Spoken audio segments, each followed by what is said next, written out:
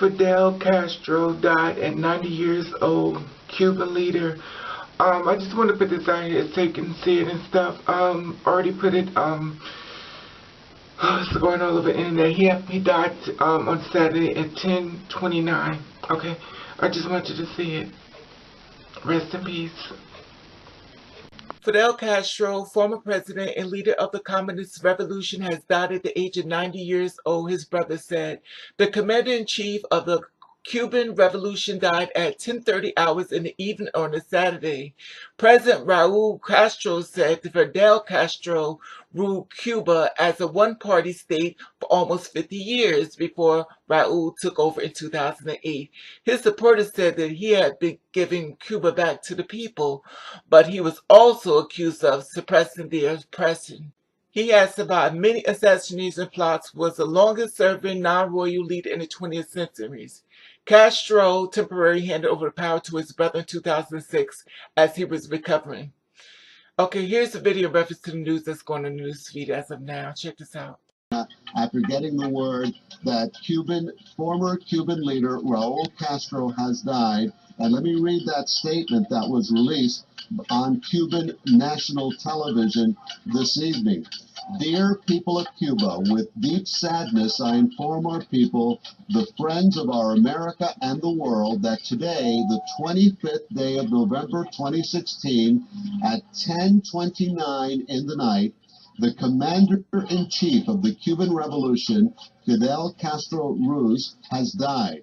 According to the will of Comrade Fidel, his remains will be cremated in the early hours of tomorrow, Saturday, the 26th, that is today. Now, the commission in charge of organizing the funeral will give our people detailed information about the organization of the postmortem homage that will be paid to the founder of the Cuban Revolution.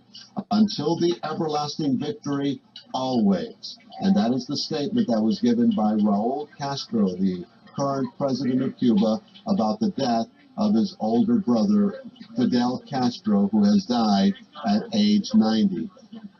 Here's a statement from Miami Congresswoman Ileana Ros-Lehtinen. I'll read it again. After so many decades of oppression, the tyrant Castro is dead, and a new beginning can finally dawn on Cuba and its people. We're getting more reaction. We expect to hear from other South Florida lawmakers.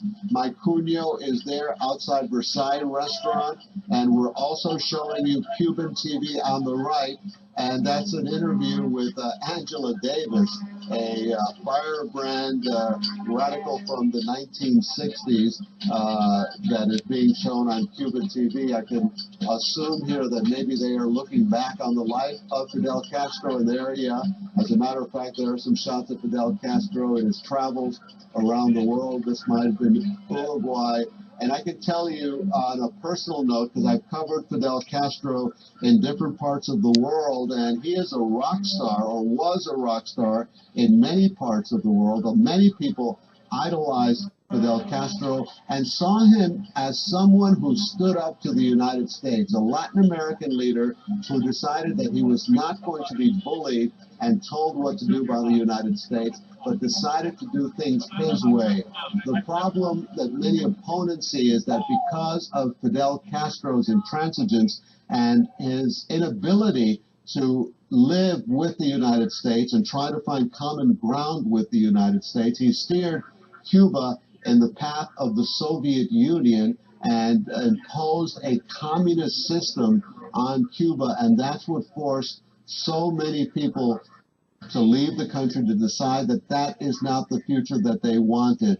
And of course, they were received here in the United States with open arms, but over the years, there have been many influxes of Cubans who have left the island. We still see it today. We see that people escape on boats. And over the years, there have been mass exoduses of Cubans, the first being after Fidel Castro took power in 1959. There were freedom flights in the 1960s where thousands of Cuban exiles came and settled in this country. In 1980, we had the Mariel boat lift that brought 125,000 Cuban refugees to this country. That was under the administration of President Jimmy Carter, who said that the United States would welcome welcomed these refugees with open arms and open hearts. We had the rafter crisis of the 1990s when Bill Clinton was president, when some 90,000 Cubans came to the United States. And it was a result of that rafter crisis that the United States negotiated an immigration treaty with Cuba. And since then, the United States has had a different policy.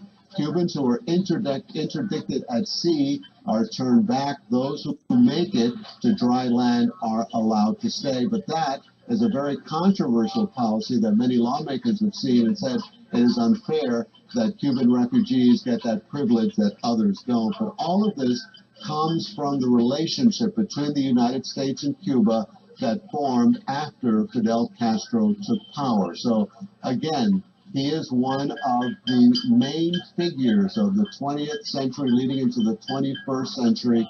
Fidel Castro is known around the world. He's been known as a man who has led Cuba with an iron fist, or did lead Cuba with an iron fist. Many of his political opponents were jailed. Many were executed by firing squad, and many were forced to leave and to find exile in the United States or in other parts of the world.